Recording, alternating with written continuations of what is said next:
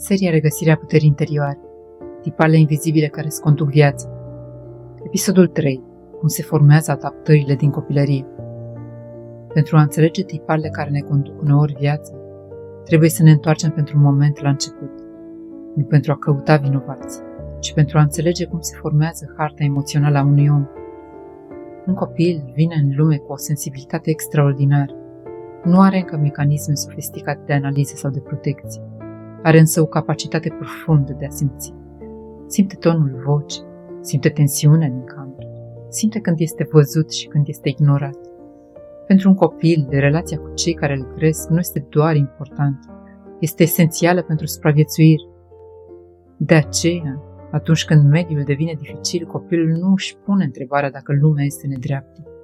El caută o modalitate de a se adapta. Aceasta este una dintre cele mai impresionante capacități ale psihicului uman. Adaptare. Dacă un copil simte că este apreciat doar atunci când performează, poate învăța să devină perfecționist. Dacă simte că emoțiile sale creează tensiune, poate învăța să le ascundă. Dacă apropierea este uneori caldă și alteori rece, poate învăța să fie mereu atent la semnalele celorlalți. Dacă mediul este imprevizibil, poate învăța să controleze tot ce poate. Aceste strategii nu sunt greșeli. Sunt forme de inteligență emoțională ale copilului, modalități prin care încearcă să păstreze conexiunea și siguranța. Problema apare mult mai târziu, pentru că ceea ce a fost o strategie de supraviețuire într-un context devine uneori un tipar automat în viața adultă. Perfecționismul poate continua chiar și atunci când nu mai este necesar. Retragerea emoțională poate apărea chiar și în relații sigure. Nevoia de validare poate rămâne puternică chiar și atunci când succesul este prezent. În multe cazuri, aceste adaptări devin atât de familiare încât nu mai sunt observate. Ele devin parte din identitatea noastră.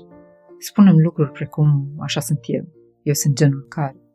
Dar în realitate, multe dintre aceste trăsături sunt adaptări vechi, răspunsuri inteligente ale unui copil care a încercat să navigheze lumea cu resurse limitate. În momentul în care începem să vedem aceste lucruri, apare o schimbare profundă, pentru că perspectiva se transformă.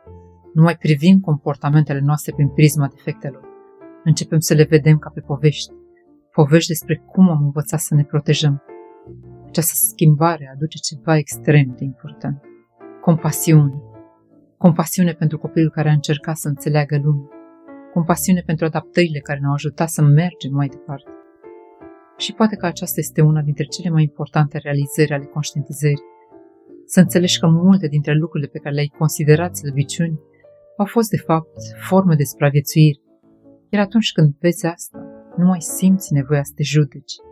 Începi doar să înțelegi.